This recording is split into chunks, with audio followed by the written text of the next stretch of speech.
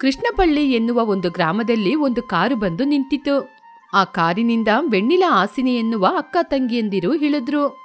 ರಾಜೇಶ್, ಇದನ್ನೆಲ್ಲ ಮೊದ್ಲೇ ನೋಡ್ಕೋಬೇಕಲ್ವಾ? Full tank ಮಾಡುವಂತ ನಾನ್ ನಿನ್ಗೆ ಮೊದ್ಲೇ ಹಣವನ್ನು ಕೊಟ್ಟೆ ತಾನೆ. ನನಗ್ ಗೊತ್ತಿರುವ ಹಾಗೆ ಫುಲ್ ಟ್ಯಾಂಕ್ ಮಾಡಿರೋದಿಲ್ಲ. ಸ್ವಲ್ಪ ಹಣವನ್ನು ಇವರೇ ಗುಳುಂ ಮಾಡಿರ್ಬೋದು ಅಲ್ವಾ ರಾಜೇಶ್? ನಿಜ ಹೇಳು. ಅಂದ್ರೆ ಚಿಕ್ಕಮ್ಮ, ನಿಜಾನೇ ನೀವು ಹೇಳೋದು. ನನಗೆ ಅವಸರಕ್ಕೆ ಹಣ ಬೇಕಾಗಿತ್ತು ಅಂತ ಹಾಗೆ ಮಾಡಿದೆ. ನಿನಗೆ ಎಷ್ಟು ಸಲ ಹೇಳಿದೀವಿ, ನಿಮಗೇನಾದ್ರೂ ಹಣ ಬೇಕು ಅಂದ್ರೆ ನಮ್ನ ಕೇಳು ಅಂತ. ನಿಮ್ನ ಒಬ್ಬ ಡ್ರೈವರ್ ಅಂತ ನಾವು ಯಾವಾಗ್ಲೂ ಆಲೋಚನೆ ಮಾಡ್ಲಿಲ್ಲ. ನಾವು ಯಾವಾಗ್ಲೂ ನಿಮ್ನ ಒಬ್ರು ಬ್ರದರ್ ಆಗಿಯೇ ನೋಡೋದು. ಆದ್ರೆ ನೀವೇ ಆ ಹೆಸರನ್ನ ಉಳಿಸ್ಕೊಳ್ಳೋದಿಲ್ಲ. ಸರಿ ಅಮ್ಮ, ಇನ್ಮುಂದೆ ಹಾಗೆ ಮಾಡೋದೇ ಇಲ್ಲ. ಇದು ಯಾವುದೋ ಹಳ್ಳಿ ರೀತಿ ಕಾಣಿಸ್ತಾ ಇದೆ. ಇಲ್ಲಿ ಪೆಟ್ರೋಲ್ ಕೂಡ ಸಿಗೋದಿಲ್ಲ. ಸರಿ ಅಮ್ಮ, ನಾನು ನೋಡ್ಕೊಂಡು ಬರ್ತೀನಿ. ಹಾಗೆ ಹೇಳಿ ಊರೊಳಗೆ ಹೋದ. ಅಲ್ಲಿ ಸ್ವಲ್ಪ ಜನ ಹೊಲದ ಕೆಲಸವನ್ನು ಮಾಡ್ತಾ ಇದ್ರು. ಅಲ್ಲಿ ಪೆಟ್ರೋಲ್ ಬ್ಯಾಂಕ್ ಎಲ್ಲಿ ಇದೆ ಅಂತ ಅವರನ್ನು ವಿಚಾರಿಸಿದ. ಪೆಟ್ರೋಲ್ ಬಂಕು ಇಲ್ಲಿಂದ 20 ಕಿಲೋಮೀಟರ್ ದೂರದಲ್ಲಿದೆ. ಈ ಊರಿಗೆ ಬೆಳಿಗ್ಗೆ ಒಂದ್ಸಲ, ಸಂಜೆ ಒಂದ್ಸಲ ಮಾತ್ರ ಬಸ್ ಬರೋದು. ಹಾಗೆ ನಿಮ್ಗೆ ಹೋಗ್ಬೇಕಂದ್ರೆ ರಸ್ತೆಯಲ್ಲಿ ಗಾಡಿ ಬರುತ್ತೆ, ಕೇಳ್ಕೊಂಡೋಗಿ. ಆ ವಿಷಯವನ್ನು ಹೇಳಿ ಅವನಿಗೆ ತುಂಬಾನೇ ಚಿಂತೆಯಾಯಿತು. ಆ ವಿಚಾರವನ್ನು ವೆಣ್ಣಿಲಾ ಮತ್ತು ಹರಿತನಿಗೆ ಹೇಳೋಣ ಅಂತ ಅವರ ಬಳಿ ಕೂಡ ಬಂದು ಹೇಳಿದ. ಸರಿ, ಈ ಊರ್ ನೋಡ್ಲಿಕ್ಕೆ ತುಂಬಾನೇ ಚೆನ್ನಾಗಿದೆ. ಇಲ್ಲೇ ಸ್ವಲ್ಪ ದಿನ ಇದ್ದು ಎಲ್ಲ ಶೂಟ್ ಮಾಡ್ಕೊಂಡು ಹೋಗೋಣ. ಸರಿ ರಾಜೇಶ್, ನೀವು ಊರೊಳಗೆ ಹೋಗಿ ಇಲ್ಲಿ ನಾವು ಇರ್ಲಿಕ್ಕೆ ಏನಾದ್ರೂ ಮನೆ ಬಾಡಿಗೆಗೆ ಸಿಗುತ್ತಾ ಅಂತ ಕೇಳ್ ನೋಡು. ಸರಿ ಅಮ್ಮ, ನಾನು ಹೋಗಿ ಕೇಳ್ಕೊಂಡ್ ಬರ್ತೀನಿ. ಹಾಗೆ ಹೇಳಿ ಅವನು ಊರೊಳಗೆ ಹೋದ. ಆ ನಂತರ ಅಕ್ಕ ತಂಗಿಯರು ಇಬ್ಬರು ಆ ಲೊಕೇಶನ್ ಚೆನ್ನಾಗಿದೆ ಅಂತ ಅಲ್ಲಿ ಕೆಲವೊಂದು ವಿಡಿಯೋಗಳನ್ನ ಮಾಡ್ತಾ ಇದ್ರು. ಅದನ್ನು ನೋಡಿ ಆ ಕಡೆ ಹೋಗ್ತಾ ಇರುವ ಇಬ್ಬರು ಮಹಿಳೆಯರು, ಹೀರೋಯಿನ್ಗಳು ಬಂದಿದ್ದಾರೆ. ಏನ್ ಮಕ್ಳೇ, ನೀವು ನೋಡ್ಲಿಕ್ಕೆ ಇಷ್ಟೊಂದು ಬಿಳಿಯಾಗಿದ್ದೀರಾ? ಏನು ಯಾವಾಗ್ಲೂ ನೀವು ಹಾಲಲ್ಲೇ ಸ್ನಾನ ಮಾಡ್ತೀರಾ ಏನು? ಹಾಗೆ ಚಂದ್ರನ ಹಾಗೆ ಪಳಪಳ ಅಂತ ಹೊಳಿತಾ ಇದ್ದಾರೆ. ಹಾಗೆ ಹೇಳಿಕೊಂಡು ಅವರ ಬಳಿ ಮಾತನಾಡಲು ಅವರ ಹತ್ರನೇ ಬಂದ್ರು. ಮೇಡಮ್, ನೀವು ಯಾವ ಸಿನಿಮಾ ಶೂಟಿಂಗ್ ಮಾಡಕ್ ಬಂದಿದ್ದೀರಾ? ಶಿವರಾಜ್ ಕುಮಾರು, ಸುದೀಪ್ ಸಾರು ಯಾರಾದ್ರೂ ಬರ್ತಾರಾ ಅಥವಾ ಹೊಸ ಹೀರೋಗಳು ಯಾರಾದ್ರೂ ಬರ್ತಾರಾ? ಸೋ ಸಿಲ್ಲಿ, ಇಲ್ ನೋಡಿ, ನಾವು ಶೂಟಿಂಗ್ಗೋಸ್ಕರ ಬರ್ಲಿಲ್ಲ. ನಾವು ಪಟ್ಟಣದಿಂದ ಬಂದಿದೀವಿ. ನಮ್ನ ನೋಡಿ. ಹೌದಾ, ನೀವು ನೋಡ್ಲಿಕ್ಕೆ ತುಂಬಾ ಚೆನ್ನಾಗಿದ್ದೀರಲ್ವಾ? ಅದು ಮಾತ್ರ ಅಲ್ದೆ ಇಷ್ಟು ಸಣ್ಣ ಸಣ್ಣ ಬಟ್ಟೆ ಹಾಕೊಂಡ್ ಸುತ್ತಾಡ್ತೀರಲ್ವಾ? ನಿಮ್ ಮನೇಲಿ ಏನು ಹೇಳಲ್ವಾ? ಇದು ಫ್ಯಾಷನ್. ಪಟ್ನದಲ್ಲಿ ಎಲ್ರು ಕೂಡ ಹೀಗೇನೆ ಡ್ರೆಸ್ ಮಾಡ್ತಾರೆ. ಹೌದಾ, ಪಟ್ನದಲ್ಲಿ ಹುಡುಗ ಹುಡುಗಿರು ಎಲ್ಲ ಆ ಕಡೆ ಈ ಕಡೆ ಸುತ್ತಾಡ್ತಾರಂತೆ. ನಿಜನೇನಾ? ಅದು ಫ್ರೆಂಡ್ಶಿಪ್. ನೀವೀಗೆ ತಪ್ಪಾಗಿ ತಿಳ್ಕೊಂಡ್ರೆ ಯಾರಿಂದನೂ ಏನು ಮಾಡಕ್ಕಾಗಲ್ಲ. ಹೀಗೆ ಅವರ ಜೊತೆ ಮಾತಾಡ್ತಾ ಇರುವಾಗ ಅಲ್ಲಿಗೆ ರಾಜೇಶ್ ಬಂದ. ಬಾಡಿಗೆಗೆ ಮನೆ ಸಿಕ್ತು. ಒಂದ್ ದಿನಕ್ಕೆ 500 ರೂಪಾಯಿ ಕೇಳ್ತಾ ಇದ್ದಾರೆ. ಎಷ್ಟು ದಿನ ಬೇಕಾದ್ರೂ ಇರ್ಬೋದು. ಹೌದಾ, ತುಂಬಾ ಚೀಪ್ ಆಗಿದೆ. 500 ರೂಪಾಯಿಗೆ ಪ್ರತಿದಿನ ಮನೆ ಸಿಗುತ್ತಾ? ಸರಿ ಸರಿ, ಆ ಮನೆ ಹೇಗಿರುತ್ತೆ ಅಂತ ಬನ್ನಿ ಹೋಗಿ ನೋಡೋಣ. ಹಾಗೆ ಹೇಳಿ ಆ ಮನೆಯನ್ನು ನೋಡಲು 3 ಜನ ಹೊರಟ್ರು. ಹೊಲದಲ್ಲಿ ನಡ್ಕೊಂಡೋದ್ರು. ಒಳಗೆ ಹೋಗುವಾಗ ಎಲ್ಲರೂ ವಿಚಿತ್ರವಾಗಿ ನೋಡ್ತಿದ್ರು. ಹೀಗೆ ಹೋಗಿ ಮನೆಯನ್ನು ಕೂಡ ಸೇರಿದ್ರು. ವೆಣ್ಣಿಲಾ ಹಾಸಿನಿ ಆ ಮನೆಯನ್ನು ನೋಡಿ ತುಂಬಾನೇ ಆಶ್ಚರ್ಯಪಟ್ರು. ಆ ಮನೆ ಸುತ್ತಮುತ್ತ ತಿರುಗಾಡಿ ನೋಡಿದ್ರು. ಮನೆ ನೋಡ್ಲಿಕ್ಕೆ ಚೆನ್ನಾಗಿದೆ, ಆದ್ರೆ ಬಾತ್ರೂಮ್ ಇಲ್ಲ. ಏನ್ ಮಾಡೋದು? ಆ ಸಮಯದಲ್ಲಿ ಅಲ್ಲಿಗೆ ರಂಗಮ್ಮ ಸುಬ್ಬಮ್ಮ ಬಂದ್ರು. ಈ ಹಳ್ಳಿಯಲ್ಲಿ ನಿಮಗೆ ಬಾತ್ರೂಮ್ ಎಲ್ಲ ಸಿಗದಿಲ್ಲ. ಸ್ನಾನ ಮಾಡ್ಬೇಕು ಅಂದ್ರೆ ನದಿಗೆ ಹೋಗ್ಬೇಕು. ಬೆಳಿಗ್ಗಿನ ಕೆಲಸಗಳು ಆಗ್ಬೇಕು ಅಂದ್ರೆ ನೀವು ಹೊಲಕ್ಕೇನೆ ಹೋಗ್ಬೇಕು. ಚಿಚಿ, ಹೆಣ್ಮಕ್ಳು ಹಾಗೆ ಹೊರಗಡೆ ಹೋಗೋದು ನೋಡ್ಲಿಕ್ಕೆ ಚೆನ್ನಾಗಿರೋದಿಲ್ಲ. ಎಷ್ಟು ಹಣ ಖರ್ಚಾದ್ರೂ ಪರವಾಗಿಲ್ಲ, ನಮಗೆ ಬಾತ್ರೂಮ್ ಇವಾಗಲೇ ಬೇಕು. ಹಾಗೆ ಹೇಳಿದ ನಂತರ ರಾಜೇಶ್ ಅಲ್ಲೇ ಇದ್ದು ಆ ಕೆಲಸವನ್ನೆಲ್ಲ ಮಾಡಿ ಮುಗಿಸಿದ. ಒಂದೇ ದಿನದಲ್ಲಿ ಬಾತ್ರೂಮ್ ಕೂಡ ರೆಡಿ ಆಯಿತು. ಊರಲ್ಲಿ ಎಲ್ಲರೂ ಕೂಡ ಅವರ ಬಗ್ಗೆನೇ ಮಾತಾಡ್ತಾ ಇದ್ರು. ಪಟ್ನದಿಂದ 2 ಹುಡುಗಿರು ಬಂದಿದ್ದಾರೆ. ಅವರ ಡ್ರೆಸ್ಗಳು ವಿಚಿತ್ರವಾಗಿದೆ, ತುಂಬಾ ಹಣ ಇರುವವರು ಅಂತ ಮಾತಾಡ್ತಾ ಇದ್ರು. ರಂಗಮ್ಮ ಸುಬ್ಬಮ್ಮ ಅವರ ಜೊತೆನೇ ಇದ್ರು. ಇಲ್ ನೋಡಿ ಅಮ್ಮ, ನಿಮಗೆ ಏನೇನ್ ಅಡಿಗೆ ಬೇಕೋ ಅದೆಲ್ಲ ನಾನು ಅಡಿಗೆ ಮಾಡಿ ಕೊಡ್ತೀನಿ. ನನಗೆ ತುಂಬಾ ಹಣ ಕೊಡೋದೇನ್ ಬೇಡ. ನಿಮ್ ಕೈಯಲ್ಲಿ ಎಷ್ಟಾಗುತ್ತೆ ಅಷ್ಟು ಕೊಟ್ರೆ ಸಾಕು. ಅಮ್ಮ, ನಾನ್ ನಿಮ್ಮ ಬಟ್ಟೆಯನ್ನು ಒಗ್ದು ನಿಮಗೆ ಮನೆಯೆಲ್ಲ ಶುದ್ಧ ಮಾಡಿ ಕೊಡ್ತೀನಿ. ನೀವೆಷ್ಟು ಹಣ ಕೊಟ್ರು ತಗೊಳ್ತೀನಿ. ಆ ಮಾತು ಕೇಳಿ ವೆಣ್ಣಿಲಾ ಹಾಸಿನಿ ಸಂತೋಷಪಟ್ಟು, ನೀವಿಬ್ರು ನಾವಿರುವ ತನಕ ನಮ್ ಜೊತೆನೇ ಇರಿ, ನಾವು ಹೋಗುವಾಗ ಹಣ ಕೊಟ್ಟು ಹೋಗ್ತೀವಿ. ಮಾತು ಕೇಳಿ ಅವರು ಕೂಡ ಸಂತೋಷಪಟ್ರು. ಹೀಗೆ ಅವರು ಅಲ್ಲೇ ಇದ್ದು ಅಡಿಗೆ ಮಾಡಿ ಕೊಟ್ಕೊಂಡು ಸಂತೋಷವಾಗಿ ಇದ್ರು. ಆ ದಿನ ಹಾಗೇನೆ ಕಳೆಯಿತು. ಮರುದಿನ ಬೆಳಿಗ್ಗೆ ಅವರಿಬ್ಬರು ರೆಡಿ ಆದ್ರು. ಸಣ್ಣ ಬಟ್ಟೆಯನ್ನು ಹಾಕಿಕೊಂಡು ಸುಬ್ಬಮ್ಮ ರಂಗಮ್ಮನ ಮುಂದೆ ಬಂದ್ರು. ನೋಡಿ ಅಮ್ಮ, ಇಂಥ ಬಟ್ಟೆನ ನೀವು ಹಾಕೊಂಡೋದ್ರೆ ನಾಯಿ ನಿಮ್ನ ಬೆರೆಸ್ಕೊಂಬರುತ್ತೆ. ಯಾಕೆ ನಿಮ್ ಜೊತೆ ಚೆನ್ನಾಗಿರುವ ಬಟ್ಟೆ ಇಲ್ವಾ? ಹೌದಮ್ಮ, ಈ ರೀತಿ ಬಟ್ಟೆನೆಲ್ಲ ಹಾಕೊಂಡು ಹಳ್ಳಿಯೊಳಗೆ ಹೋದ್ರೆ ಆಮೇಲೆ ನೋಡೋ ಜನ ಎಲ್ಲ ನಿಮ್ನ ಒಂಥರ ನೋಡ್ತಾರೆ, ನಾಯಿ ಕೂಡ ನಿಮ್ನ ಬೆರೆಸ್ಕೊಂಬರುತ್ತೆ. ನೀವೇನೋ ಹೀಗೆ ಹೋಗ್ಬೇಕು ಅಂತ ಹಠ ಮಾಡ್ತಿದ್ದೀರಾ. ಅಮ್ಮ ಜೊತೆ ಇದೇ ರೀತಿ ಬಟ್ಟೆನೇ ಇರೋದು, ಬೇರೆ ಬಟ್ಟೆನೇ ಇಲ್ಲ. ಇಲ್ಲಿ ಹೇಗೆ ಇರ್ಬೇಕು ಅಂತ ನಮಗೂ ಕೂಡ ಗೊತ್ತಿಲ್ಲ ಅಲ್ವಾ? ಅವರು ಹೊರಗೆ ನಿಂತು ಮಾತಾಡ್ತಾ ಇರುವಾಗ ತುಂಬಾ ಜನ ಅವರನ್ನು ನೋಡಲು ಅಲ್ಲಿಗೆ ಬಂದ್ರು.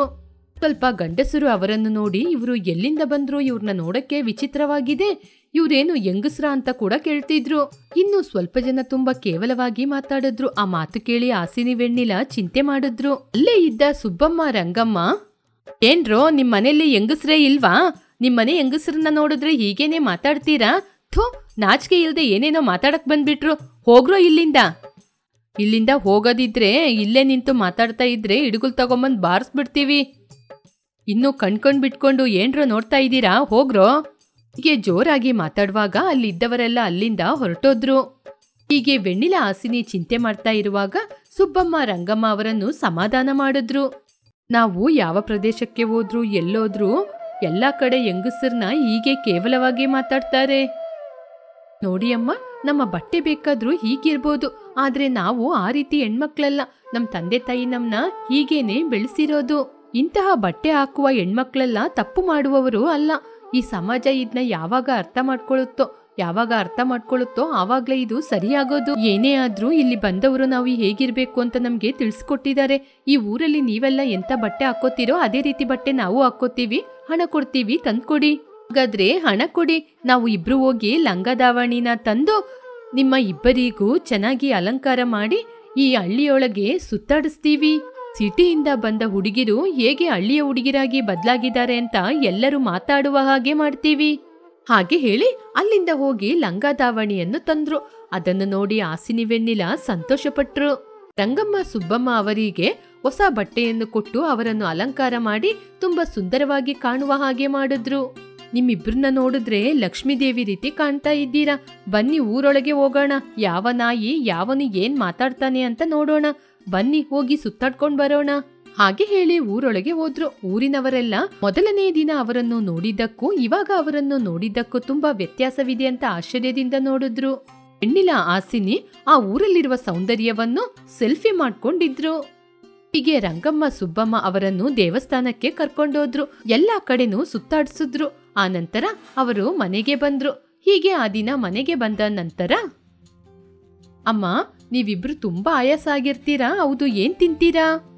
ನೀವು ಕೂಡ ನಮ್ ಜೊತೆ ಸುತ್ತಾಡಿದ್ರಲ್ವಾ, ನಿಮಗೂ ಕೂಡ ತುಂಬಾನೇ ಟಯರ್ಡ್ ಆಗಿರುತ್ತೆ. ನಾವು ಇಬ್ರು ಫುಡ್ನ ಆರ್ಡರ್ ಮಾಡ್ತೀವಿ. Egg rice, fried rice, noodle, gobi manchurian order ಮಾಡ್ತೀನಿ ರೀ. ಅಂಥದ್ದೆಲ್ಲ ಇಲ್ಲೆಲ್ಲೂ ಸಿಗದಿಲ್ಲಮ್ಮ. ನಿಮಗೆ ಬಿಸಿ ಬಿಸಿಯಾಗಿ ಪುಳಿಯೋಗರೆನ ಮಾಡ್ಕೊಡ್ತೀವಿ, ಸ್ವಲ್ಪ ಹೊತ್ತು ಇರಿ. ಪುಳಿಯೋಗರೆ ತಿಂದು ತುಂಬಾನೇ ದಿನಗಳಾಯಿತು. ನಾವು ಇಬ್ರು ಕೂಡ ನಿಮ್ಗೆ ಸಹಾಯ ಮಾಡ್ತೀವಿ. ಟೊಮೆಟೊ ಈರುಳ್ಳಿನ ಕಟ್ ಮಾಡಿ ಕೊಡ್ತೀವಿ. ಪುಳಿಯೋಗರೆ ಮಾಡ್ಲಿಕ್ಕೆ ಅದೆಲ್ಲ ಏನು ಬೇಡ. ಟೊಮೆಟೊ, ಈರುಳ್ಳಿ, ಆಮೇಲೆ ಹುಳಿನ ಹಿಂಡಿದ್ರೆ ಅಷ್ಟೇ ಸಾಕು. ಹೀಗೆ ಸ್ವಲ್ಪ ಸಮಯದಲ್ಲೇ ಅಡುಗೆ ಎಲ್ಲ ರೆಡಿ ಆಯ್ತು. ಅವರು ತಿಂದು ತುಂಬಾ ಚೆನ್ನಾಗಿದೆ ಅಂತ ಹೊಗಳಿದ್ರು. ಬೆಳಗಿನಿಂದ ರಾಜೇಶ್ ಕಾಣ್ತಾ ಇಲ್ಲ. ಅವನು ತಿನ್ನೋ ಇಲ್ವೋ? ಅವನ್ ಬಗ್ಗೆ ನೀವಿಬ್ರು ಚಿಂತೆ ಮಾಡುವ ಅವಶ್ಯಕತೆ ಇಲ್ಲ. ಅವನ್ನ ನಮ್ಮನೆಗೆ ಕಳ್ಸಿದೀವಿ. ನಮ್ಮ ಮಗ ಮನೇಲಿದ್ದಾನೆ, ಅವನ್ನ ನೋಡ್ಕೋತಾನೆ. ಹೀಗೆ ಅವರಿಬ್ಬರು ಆ ಊರಲ್ಲಿ ತುಂಬಾ ಸಂತೋಷವಾಗಿ ಇದ್ರು. ಸ್ವಲ್ಪ ದಿನ ಇರೋಣ ಅಂತ ತುಂಬಾ ದಿನನೇ ಇದ್ರು. ಇವಾಗ ಅವರು ಹೊರಡುವ ಸಮಯ ಬಂತು. ವೆಣ್ಣಿಲ ಹಾಸಿನಿ ಮಾತಾಡ್ಕೊಂಡಿದ್ರು. ಈ ಊರನ್ನು ಬಿಟ್ಟು ಹೋಗ್ಲಿಕ್ಕೆ ತುಂಬಾನೇ ಬೇಜಾರಾಗ್ತಿದೆ. ಇಲ್ಲಿಯ ಪರಿಸರ ಎಲ್ಲಾನು ನಮ್ಗೆ ಚೆನ್ನಾಗಿತ್ತು. ಇವಾಗ ಈ ಊರನ್ನು ಬಿಟ್ಟು ಹೋಗ್ಬೇಕು, ಇಲ್ಲಿರುವ ಮನುಷ್ಯರನ್ನು ಬಿಟ್ಟು ಹೋಗ್ಬೇಕು ಅಂದ್ರೆ ಬೇಜಾರಾಗ್ತಿದೆ. ಹೌದೌದು, ನೀನ್ ಹೇಳದ್ ಕೂಡ ನಿಜಾನೇ. ಇಲ್ಲಿರುವ ಮನುಷ್ಯರು ತುಂಬಾ ಒಳ್ಳೆಯವರು. ಸುಬ್ಬಮ್ಮ ರಂಗಮ್ಮ ಕೂಡ ನಮ್ನ ಎಷ್ಟು ಚೆನ್ನಾಗಿ ನೋಡ್ಕೊಂಡ್ರು. ಅವರ ಸ್ವಂತ ಮಕ್ಕಳ ಹಾಗೆ ನೋಡ್ಕೊಂಡ್ರು. ಇವರೆಲ್ಲ ಇದನ್ನ ಹಣಕ್ಕೋಸ್ಕರ ಏನು ಮಾಡ್ತಾ ಇಲ್ಲ. ಹಣಕ್ಕೋಸ್ಕರ ಮಾಡಿದ್ದು ಅಂದ್ರೆ ಅದು ತುಂಬಾನೇ ತಪ್ಪಾಗುತ್ತೆ. ರಾಜೇಶ್ನ ಬರ್ಲಿಕ್ಕೆ ಹೇಳಿದೀನಿ, ಅವನು ಕೂಡ ಬರ್ತಾ ಇದ್ದಾನೆ. ಎಲ್ಲ ವಸ್ತುಗಳನ್ನ ಸರಿಯಾಗಿ ಪ್ಯಾಕ್ ಮಾಡಿದೀಯಾ? ರಂಗಮ್ಮ ಸುಬ್ಬಮ್ಮ ಅದನ್ನೆಲ್ಲ ಪ್ಯಾಕ್ ಮಾಡಿ ಮೊದ್ಲೇ ಇಟ್ಟಿದ್ದಾರೆ. ನಾನವರಿಗೆ ಹಣ ಕೊಡ್ಲಿಕ್ಕೆ ಹೋದೆ, ಆದ್ರೆ ಅವರು ನಾವು ಕೂಡ ನಿಮ್ ಜೊತೆ ತಾನೇ ಇದ್ದಿದ್ದು, ಖರ್ಚೆಲ್ಲ ನಮಗೂ ಕೂಡ ನೀವು ಮಾಡಿದ್ದೀರಾ, ನಮಗೆ ಏನು ಹಣ ಬೇಡ ಅಂತ ತಗೊಳ್ತಿಲ್ಲಕ್ಕ. ಏನ್ ಮಾಡೋದು? ಅವ್ರ ಕೆಲ್ಸನ ಹಣಕ್ಕೆ ಹೊಂದಾಣಿಕೆ ಮಾಡಕ್ಕಾಗೋದಿಲ್ಲ. ಆದ್ರೂ ಕೂಡ ಹಣ ಅವಶ್ಯಕತೆ ಇದೆ ಅಲ್ವಾ, ನಾನ್ ಮಾತಾಡ್ತೀನಿ.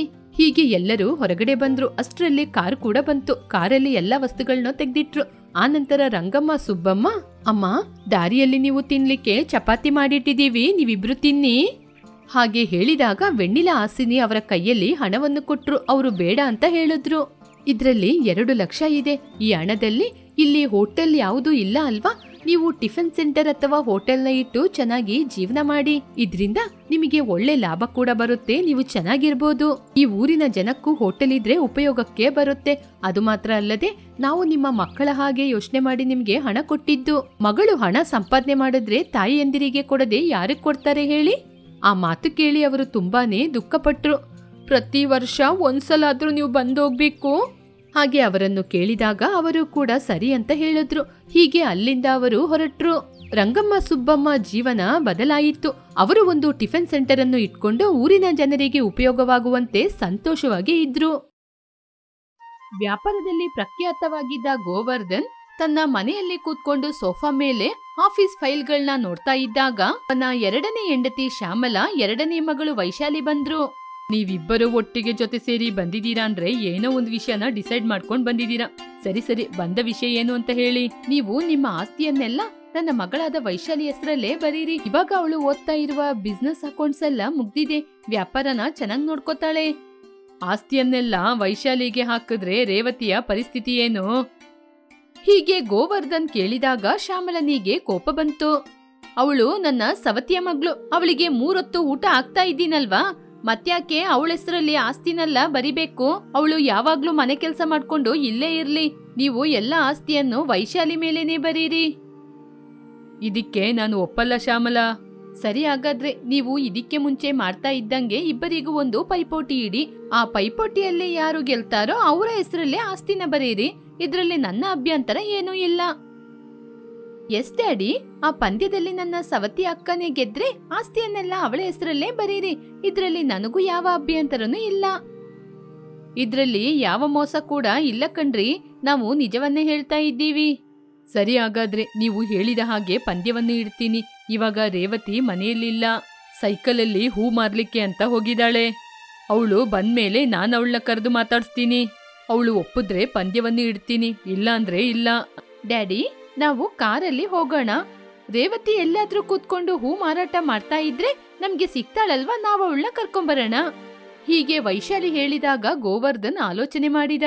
ಅಮಾಯಕಿಯಾದ ರೇವತಿಗೆ ಮೋಸ ಮಾಡಿ ಹೇಗಾದ್ರೂ ಆಸ್ತಿನೆಲ್ಲ ದೋಚ್ಕೋಬೇಕು ಅಂತ ಪ್ಲಾನ್ ಮಾಡ್ತಿದ್ದಾರೆ.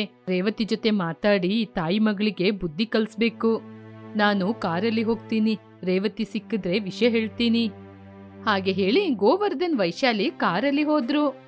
ಹೀಗೆ ಸವತಿ ಮಗಳಾದ ರೇವತಿ ಸೈಕಲಲ್ಲಿ ಹೂಗಳನ್ನು ಮಾರಾಟ ಮಾಡ್ತಾ ಹೋದಾಗ ವೈಶಾಲಿ ಅವಳಿಗೆ ಅಡ್ಡ ಬಂದ್ಲು. ಆಗ ರೇವತಿ ಆ ಕಾರನ್ನು ನೋಡಿ ಏನು ಮಾತನಾಡದೆ ಮುಂದಕ್ಕೆ ಹೋಗ್ತಾ ಇದ್ದಾಗ ವೈಶಾಲಿ ಕಾರಿಂದ ಕೆಳಗೆ ಇಳಿದು ಕೋಪದಿಂದ, ಏ ರೇವತಿ, ನಿನ್ನ ನಮ್ ತಾಯಿ ಕರೀತಿದ್ದಾರೆ. ಇವಾಗ ನಾನ್ ಬರಲ್ಲಮ್ಮ, ನನಗೆ ಹೂವಿನ ವ್ಯಾಪಾರ ಮಾಡ್ಬೇಕು. ಕೆಲ್ಸ ಮುಗಿಸಿ ಸಂಜೆ ಬರ್ತೀನಲ್ಲ ಅವಾಗ ಮಾತಾಡ್ತೀನಿ. ಇವಾಗ ಮಾತ್ರ ನೀನ್ ನನ್ ಜೊತೆ ಬರ್ಲಿಲ್ಲ ಅಂದ್ರೆ ನಿನ್ನ ಹೂವಿನ ಗಿಡಗಳನ್ನು ನಾಶ ಮಾಡಿ ಅದಕ್ಕೆ ಬೇಕಾದ ದುಡ್ಡನ್ನ ನಿನ್ ಮುಖದ ಮೇಲೆ ಎಸಿತೀನಿ. ಇಲ್ ನೋಡಿ ಅಮ್ಮ, ನೀವು ಹಣ ಇರುವವರು, ಹಣನ ಮುಖದ ಮೇಲೆ ಎಸಿತೀರಾ, ಇನ್ನು ಏನ್ ಬೇಕಾದ್ರೂ ಮಾಡ್ತೀರಾ. ಆದ್ರೆ ನಾನಾಗಲ್ಲ. ಆದ್ರೆ ನಾನ್ ತುಂಬಾ ಬಡವಿ ಮೇಡಮ್. ಹೀಗೆ ನಾನು ಕಷ್ಟಪಟ್ಟು ದುಡಿಯೋದ್ರಿಂದ ಒಂದೊಂದು ರೂಪಾಯಿ ಬೆಲೆ ಏನು ಅಂತ ನನಗ್ ತುಂಬಾ ಚೆನ್ನಾಗಿ ಗೊತ್ತಿದೆ. ಹಣದ ಬೆಲೆ ಗೊತ್ತಿಲ್ದೆ ಇಲ್ಲ ಮೇಡಮ್ ನಾನು. ನೀವಿನ್ನು ಹೊರಡಿ ಮೇಡಮ್, ನಾನ್ ಮಾತ್ರ ಬರೋದಿಲ್ಲ. ನೀನು ಹಣಕ್ಕೆಲ್ಲ ಬಗ್ಗದಿಲ್ಲ ಅಂತ ಗೊತ್ತಲ್ವ ನನ್ನ ಸವತಿ ಅಕ್ಕ, ಅದಕ್ಕೇನೆ ನಿನಗೆ ಯಾರು ಇಷ್ಟ ಅಂತ ಅವ್ರನ್ನೇ ಕರ್ಕೊಂಬಂದಿದೀವಿ. ಇವಾಗ ನೀನು ನಿನ್ನ ಹಳೆ ಸೈಕಲ್ನ ಎತ್ಕೊಂಡು ನಮ್ ಹಿಂದೆನೆ ಬರ್ತೀಯ. ಹೀಗೆ ತಂಗಿ ಹೇಳಿದಾಗ ಕಾರಿನಿಂದ ತಂದೆ ಗೋವರ್ಧನ್ ಇಳಿದ್ರು. ಅಪ್ಪ, ಹೌದು ನಿಮ್ಮಪ್ಪನೇ. ಇವಾಗ ನಿಮ್ಮಪ್ಪನಿಗೋಸ್ಕರ ನೀನು ನಮ್ ಹಿಂದೆನೆ ಮನೆಗ್ ಬರ್ತೀಯ. ಅಪ್ಪ, ಏನಾಯ್ತಪ್ಪ, ನೀವ್ಯಾಕೆ ಕಾರಲ್ಲಿ ಬಂದ್ರಿ? ಡ್ಯಾಡಿ ಬರ್ಲಿಲ್ಲ ರೇವತಿ, ನಮ್ ತಾಯಿನೇ ಕಳ್ಸಿದ್ರು. ವೈಶಾಲಿ, ನೀನು ಕಾರಲ್ಲಿ ಮನೆಗೆ ಹೋಗಮ್ಮ. ನಾನು ರೇವತಿ ಜೊತೆ ಮಾತಾಡಿ ಅವಳನ್ನ ಮನೆಗೆ ಕರ್ಕೊಂಬರ್ತೀನಿ, ಅಲ್ಲಿ ಮಾತಾಡೋಣ.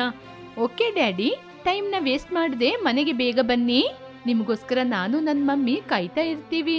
ಹಲೋ ಸವತಿ ಅಕ್ಕ, ನಮ್ ಫಾದರ್ ಹೇಳಿದ್ರಲ್ವಾ, ಅವ್ರ ಮಾತ್ ಕೇಳ್ಕೊಂಡು ಆದಷ್ಟು ಬೇಗ ಮನೆಗ್ ಬಂದ್ ತಲುಪು. ಮೇಡಮ್ ಅವ್ರೆ, ತಂದೆ ಮೇಲೆ ಯಾಕೆ ಭಾರ ಆಗ್ತಿದ್ದೀರಾ? ನೀವು ಏನ್ ಹೇಳಕ್ಕೆ ಬಂದ್ರೋ ಅದನ್ನ ಹೇಳಿ. ಅದಕ್ಕೆ ತಾನೇ ನನ್ನ ಹುಡ್ಕೊಂಡು ಇಷ್ಟು ದೂರ ಬಂದಿದ್ದೀರಾ? ಇವಾಗ ನಾನ್ ಕೊಡುವಂತಹ ಏಟು ಸಾಧಾರಣವಾದ ಏಟಲ್ಲ. ಮೊದ್ಲು ತಂದೆ ಇಟ್ಟ ಪಂದ್ಯದಲ್ಲಿ ನಾನೇ ಗೆದ್ದು ನಿನ್ನ ನನ್ ಮನೆ ಕೆಲ್ಸದಾಳಂಗೆ ಮಾಡಿ ನಾನು ಆ ಮನೆಯ ಮಹಾರಾಣಿ ರೀತಿ ಜೀವನ ಮಾಡ್ತಿದ್ದೀನಿ. ನೀನು ಅದೇ ಮನೆಯಲ್ಲಿ ಕೆಲಸ ಮಾಡ್ತಿದ್ದೀಯ. ಓಹೋ, ಇವಾಗ ಅದೇ ಪಂದ್ಯವನ್ನು ಮತ್ತೆ ಇಟ್ಟು ಮನೆಯಿಂದ ಹೊರಗೆ ಕಳ್ಸೋಣ ಅಂತ ಪ್ಲಾನ್ ಮಾಡಿದೀರಾ, ಹೌದು ತಾನೆ ಮೇಡಮ್?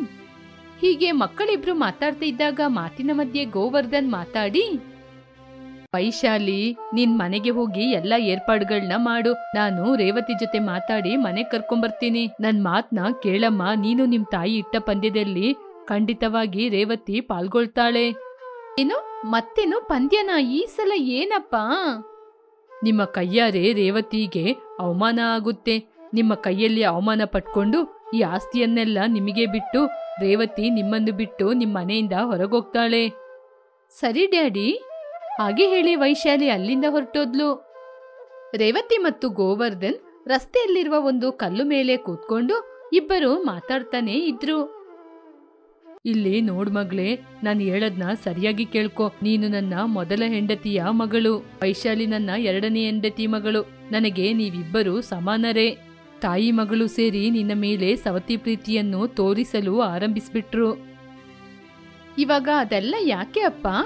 ಚಿಕ್ಕಮ್ಮ ತಂಗಿ ಸೇರ್ಕೊಂಡು ಏನ್ ಪ್ಲಾನ್ ಮಾಡ್ತಿದ್ದಾರೆ? ನಿನಗೂ ವೈಶಾಲಿಗೂ ರೇಸ್ ಇಡ್ತಾ ಇದ್ದಾರೆ. ವೈಶಾಲಿ ಕಾರಲ್ಲಿ ಇದ್ರೆ ನೀನು ನಿನ್ ಸೈಕಲಲ್ಲಿ ಇರ್ತೀಯ. ಅವಳು ಗೆದ್ರೆ ಆಸ್ತಿಯೆಲ್ಲ ಅವಳ ಹೆಸರಿಗೆ ಹೋಗ್ಬಿಡುತ್ತೆ. ಆಮೇಲೆ ಅವ್ರು ಹೇಳುವ ಮಾತನ್ನೇ ಕೇಳ್ಬೇಕು. ಹೀಗೆ ಅವರೇ ಆಡಂಬರವಾಗಿ ನಡೀತಾರೆ. ಅದಕ್ಕೆ ನಾನು ಏನಪ್ಪ ಮಾಡ್ಬೇಕು? ನೀನು ಖಂಡಿತವಾಗಿ ಗೆಲ್ಬೇಕಮ್ಮ. ಅದು ಹೇಗೆ ಸಾಧ್ಯ ಆಗುತ್ತೆ ಅಪ್ಪ? ಅದು ಹೇಗೆ ಅಂತ ನನಗ್ ಗೊತ್ತಿಲ್ಲ. ಹೇಗಾದ್ರೂ ಈ ಪಂದ್ಯದಲ್ಲಿ ನೀನು ಗೆಲ್ಲೇಬೇಕು. ಹಣದ ದುರಂಕಾರದಲ್ಲಿರುವ ಅಮ್ಮ ಮಗಳಿಗೆ ಬುದ್ಧಿ ಕಲಿಸ್ಬೇಕು. ಆವಾಗ್ಲೇ ಅವರು ನಮ್ಮ ಕಾಲ ಕೆಳಗೆ ಇದ್ಕೊಂಡು ನಮ್ಗೆ ಗೌರವ ಕೊಡ್ತಾರೆ. ನಿನ್ನ ಮೇಲೆ ಇರುವ ಆಸ್ತಿಯನ್ನು ನೋಡಿ ನಿನ್ ಮೇಲೆ ಪ್ರೀತಿಯನ್ನು ತೋರಿಸ್ತಾರೆ. ನಿನ್ಗೆ ಹೊಟ್ಟೆ ತುಂಬಾ ಊಟ ಕೊಡ್ತಾರಲ್ಲಮ್ಮ, ಅದೇ ನನ್ನ ಆಸೆ. ಅವ್ರು ನನ್ನ ಗೆಲ್ಲಕ್ಕೆ ಬಿಡ್ತಾರಪ್ಪ? ಏನಾದ್ರೂ ಒಂದು ಟೆಕ್ನಿಕ್ ಮಾಡಿ ನನ್ನ ಸೋಲಿಸ್ತಾರೆ. ಆದ್ರೆ ಅಪ್ಪ, ನಾನು ಸೈಕಲಲ್ಲಿ, ತಂಗಿ ಕಾರಲ್ಲಿ. ಇಲ್ಲೇ ಗೊತ್ತಾಗುತ್ತೆ ಅಲ್ವಪ್ಪ ತಂಗಿ ಗೆಲ್ತಾಳೆ ಅಂತ. ವೈಶಾಲಿ ಗೆಲ್ಬಾರ್ದಮ್ಮ, ನೀನೇ ಗೆಲ್ಬೇಕು. ಹೀಗೆ ರೇವತಿಗೆ ತಂದೆ ಗೋವರ್ಧನ್ ಹೇಳ್ತಾ ಇದ್ದ. ಸರಿಯಾದ ಅದೇ ಸಮಯದಲ್ಲಿ ಶ್ರೀಮಂತ ಮನೆಯಲ್ಲಿ ತಾಯಿ ಮತ್ತು ಮಗಳು ಸೋಫಾ ಮೇಲೆ ಕೂತ್ಕೊಂಡು ರೇವತಿಯನ್ನು ಪಂದ್ಯದಲ್ಲಿ ಓಡ್ಲಿಕ್ಕೆ ಬಿಟ್ಟು ಆಸ್ತಿಯನ್ನೆಲ್ಲ ಇವರೇ ಏನಾದ್ರೂ ಮಾಡ್ಕೋಬೇಕು ಅಂತ ಆಲೋಚನೆ ಮಾಡ್ತಿದ್ರು. ಆ ರಿಚ್ ಮನೆಯಿಂದ ಅವಳನ್ನ ಹೊರಗಾಕ್ಬೇಕು ಅಂತ ಆಲೋಚನೆ ಮಾಡ್ತಿದ್ರು. ನಿಮ್ಮ ತಂದೆ ನನ್ನ ಸೌತಿ ಮಗಳತ್ರ ಇದ್ದಾರಮ್ಮ? ಹೌದು ಮಮ್ಮಿ, ತಂದೆ ಅಲ್ಲೇ ಇದ್ದಾರೆ. ನಾವು ಮಾಡಿರುವ ಪ್ಲಾನ್ ಬಗ್ಗೆ ತಂದೆ ಅವಳಿಗೆ ಹೇಗಿದ್ರೆ ಹೇಗೆ ಮಮ್ಮಿ? ಅದೇ ಕಣಮ್ಮ ನಾನ್ ಕೂಡ ಹೇಳಲಿಕ್ಕೆ ಬಂದಿದ್ದು. ಏನೇ ಆದ್ರೂ ನೀನೇ ಗೆಲ್ಲೋದು. ನಿನಗೆ ಆ ಧೈರ್ಯ ಇದೆ. ಈ ಆಸ್ತಿಯೆಲ್ಲ ನಿನಗೆ ಬರುತ್ತೆ, ನೋಡ್ತಾ ಇರು. ಹೀಗೆ ಮಾತಾಡ್ತಾ ಇರುವಾಗ ರೇವತಿ ಗೋವರ್ಧನ್ ಮನೆಗೆ ಬಂದ್ರು. ಹೀಗೆ ಅವರೆಲ್ಲರೂ ಮಾತಾಡಿದ ಹಾಗೆಯೇ ಎಲ್ಲರ ಸಮ್ಮುಖದಲ್ಲಿ ಒಂದು ಮರದತ್ರ ಕಾರು ಮತ್ತು ಸೈಕಲ್ ಪಂದ್ಯಕ್ಕೆ ರೆಡಿಯಾಗಿತ್ತು. ವೈಶಾಲಿ ಕಾರಲ್ಲಿದ್ಲು, ರೇವತಿ ಸೈಕಲ್ ಮೇಲೆ ಇದ್ಲು. ಊರಿನ ದೊಡ್ಡ ಮನುಷ್ಯ ಕೈಯಲ್ಲಿ ಬಾವುಟನ ಇಟ್ಕೊಂಡಿದ್ರು. ಇಲ್ ನೋಡಿ ಅಮ್ಮ, ನಿಮ್ಮಲ್ಲಿ ಯಾರು ಗೆಲ್ತೀರೋ ಅವರಿಗೆ ಈ ಆಸ್ತಿ ಹೋಗಿ ಸೇರುತ್ತೆ. ಇದೆಲ್ಲವನ್ನು ನೀವು ಯೋಚನೆಯಲ್ಲಿಟ್ಕೊಳ್ಳಿ. ಒಳ್ಳೆ ವಿಧಾನದಲ್ಲಿ ರೇಸಲ್ಲಿ ವಿನ್ ಆಗಿ ನಿಮ್ಮಲ್ಲಿ ಯಾರು ಗೆದ್ರು ಕೂಡ ನನಗೆ ಸಂತೋಷನೇ. ಮೊದ್ಲು ಆರಂಭಿಸಿ. ಹಾಗೆ ಹೇಳಿದಾಗ ಊರಿನ ದೊಡ್ಡ ಮನುಷ್ಯ ಪಂದ್ಯದ ಫ್ಲಾಗ್ ತೋರ್ಸಿದ್ರು. ವೈಶಾಲಿ ಕಾರ್ನ ವೇಗವಾಗಿ ಓಡಿಸ್ತಾ ಇದ್ಲು. ರೇವತಿ ಕೂಡ ಸ್ಪೀಡ್ ಆಗಿ ಸೈಕಲ್ ಓಡಿಸ್ತಿದ್ಲು. ವೈಶಾಲಿ ಮಣ್ಣಿನ ರೋಡಲ್ಲಿ ಕಾರನ್ನು ಓಡಿಸುತ್ತಾ, ತಂದೆಗೂ ಆ ಊರಿನ ದೊಡ್ಡ ಮನುಷ್ಯನಿಗೂ ತಲೆ ಇದೆ, ಆದ್ರೆ ಅದು ಏನು ಕೆಲ್ಸನೇ ಮಾಡದಿಲ್ಲ. ನಾನು ಕಾರಲ್ಲಿ ಹೋಗ್ತಾ ಇದ್ದೀನಿ, ನನ್ನ ಸವತಿ ಅಕ್ಕ ಸೈಕಲ್ ಅಲ್ಲಿ ಬರ್ತಿದ್ದಾಳೆ, ನಾನೇ ತಾನೇ ಗೆಲ್ಲೋದು. ಸೈಕಲ್ ಮೇಲೆ ಬರೋವಳು ಹೇಗೆ ವಿನ್ ಆಗ್ತಾಳೆ? ಹೀಗೆ ದಿಮಾಕಿನಿಂದ ಓಡಿಸ್ತಾ ಇದ್ಲು. ರೇವತಿ ಮಾತ್ರ ಟೆನ್ಷನ್ ತಗೊಳ್ಳದೆ ಆರಾಮವಾಗಿ ಸೈಕಲ್ನ ಓಡಿಸ್ತಾ ಇದ್ಲು. ಕಾಡಲ್ಲಿ ಒಂದು ಕಡೆ ವೈಶಾಲಿಯ ಟೈರ್ ಪಂಚರ್ ಆಯಿತು. ಟೈರ್ನ ಹೇಗಾದ್ರೂ ಬದಲಾಯಿಸ್ಬೇಕು ಅಂತ ಕಾಡಿನ ಮಧ್ಯದಲ್ಲಿ ನಿಂತ್ಕೊಂಡು ಆ ಕಡೆ ಈ ಕಡೆ ನೋಡ್ತಾ ಇರುವಾಗ ಆ ದಾರಿಯಲ್ಲಿ ಹೋಗೋರು ನೋಡ್ಕೊಂಡೇ ಹೋಗ್ತಾ ಇದ್ರು. ಆದ್ರೆ ಯಾರು ಕೂಡ ವೈಶಾಲಿಗೆ ಸಹಾಯ ಮಾಡ್ಲಿಲ್ಲ. ಏನಿದು, ಯಾರು ಬರ್ತಾ ಇಲ್ಲ, ಯಾರು ನನ್ಗೆ ಸಹಾಯ ಕೂಡ ಮಾಡ್ತಿಲ್ಲ, ಇವಾಗ ನಾನು ಏನ್ ಮಾಡೋದು? ಹೀಗೆ ಆಲೋಚನೆ ಮಾಡ್ತಾ ಇದ್ದಾಗ ರೇವತಿ ಸೈಕಲ್ ಅನ್ನು ಓಡಿಸ್ಕೊಂಡು ಅಲ್ಲಿಗೆ ಬಂದ್ ನಿಂತ್ಲು. ವೈಶಾಲಿ ಜೊತೆ ಮಾತಾಡಿ ತುಂಬಾ ಕಷ್ಟದಿಂದ ಟೈರ್ನ ಬದಲಾಯಿಸಿದ್ಲು. ಆಗ ರೇವತಿ ಆ ಟೈರ್ ಅನ್ನು ಬದಲಾಯಿಸಲು ಮಾಡ್ತಾ ಇರುವ ಕಷ್ಟ ಪ್ರಯತ್ನವನ್ನು ವೈಶಾಲಿ ನೋಡಿದ್ಲು. ವೈಶಾಲಿಯ ಮನಸ್ಸು ಬದಲಾಯಿತು. ರೇವತಿಯೇ ವಿನ್ ಆಗ್ಬೇಕು ಅಂತ ಆಸೆ ಪಟ್ಟು ಕಾರಲ್ಲಿ ನಿಧಾನವಾಗಿ ಹೋಗ್ತಿದ್ಲು. ರೇವತಿಯ ಸೈಕಲ್ ಮುಂದೆ ಹೋಯಿತು. ರೇವತಿ ಗೆಲುವನ್ನು ಸಾಧಿಸಿದ್ಲು. ಎಲ್ಲರೂ ನೋಡ್ತಾ ಇದ್ರು. ಗೋವರ್ಧನ್ ಸಂತೋಷದಿಂದ, ನಾನು ಅಂದುಕೊಂಡ ಹಾಗೆ ನನ್ನ ದೊಡ್ಡ ಮಗಳೇ ಗೆಲುವನ್ನು ಸಾಧಿಸಿದಾಳೆ, ಎಲ್ಲ ಆಸ್ತಿನ ಅವಳಿಗೆ ಕೊಡ್ತೀನಿ. ಹೀಗೆ ಆಲೋಚನೆ ಮಾಡ್ತಿದ್ದಾಗ ರೇವತಿ, ಊರಿನವರಿಗೆಲ್ಲ ನಮಸ್ತೆ, ನಿಜವಾಗ್ಲೂ ನಾನು ಗೆಲ್ಲಲಿಲ್ಲ ಹಾಗೆ ಹೇಳ್ತಾ ಇದ್ದಾಗ ವೈಶಾಲಿ ಮಧ್ಯದಲ್ಲಿ, ಎಲ್ಲರೂ ನನ್ನನ್ನು ಕ್ಷಮಿಸಿ, ನನ್ನ ಸವತಿ ಅಕ್ಕ ಅಂತ ರೇವತಿನ ತುಂಬಾ ಹಿಂಸೆ ಮಾಡಿದೆ. ರಸ್ತೆ ಮಧ್ಯದಲ್ಲಿ ನನ್ನ ಕಾರ್ ಪಂಚರ್ ಆಯಿತು, ಯಾರನ್ನ ಕೇಳಿದ್ರು ಸಹಾಯ ಮಾಡ್ಲಿಲ್ಲ. ನಾನು ಎಷ್ಟು ಕರೆದ್ರು ಯಾರು ಕೂಡ ನನ್ನ ಹತ್ತಿರ ಕೂಡ ಬರ್ಲಿಲ್ಲ. ನನ್ನ ಸವತಿ ಅಕ್ಕ ನನ್ನನ್ನು ನೋಡಿ ಹತ್ರ ಬಂದು ಟೈರ್ನ ಬದಲಾಯಿಸಿ ಕೊಟ್ಲು. ಅದೇ ಜಾಗದಲ್ಲಿ ನಾನಿದ್ದಿದ್ರೆ ಅವಳನ್ನ ಬಿಟ್ಟು ಹಾಗೆ ಹೋಗ್ತಿದ್ದೆ. ಸಾರಿ ಅಕ್ಕ, ನನ್ನನ್ನು ಕ್ಷಮಿಸು, ಇನ್ ಮುಂದೆ ನೀನೇ ನಮ್ಮ ಮನೆಯ ಮಹಾರಾಣಿ ಅಕ್ಕ. ಆ ಮಾತು ಕೇಳಿ ಗೋವರ್ಧನ್ ತುಂಬಾನೇ ಸಂತೋಷ ಪಟ್ಟ. ಅಂದಿನಿಂದ ಸವತಿ ಅಕ್ಕ ತಂಗಿ ಜೊತೆ ಸೇರಿ ಸಂತೋಷವಾಗಿದ್ರು. ಶ್ಯಾಮಲ ಎಷ್ಟು ಹೇಳಿದ್ರು ವೈಶಾಲಿ ಅವಳ ಮಾತನ್ನು ಕೇಳದೆ ರೇವತಿ ಜೊತೆ ಸಂತೋಷವಾಗಿ ಇದ್ಲು. ಗೋವರ್ಧನ್ ತನ್ನ ಇಬ್ಬರು ಹೆಣ್ಣು ಮಕ್ಕಳನ್ನು ನೋಡಿ ತುಂಬಾನೇ ಸಂತೋಷ ಪಟ್ರು.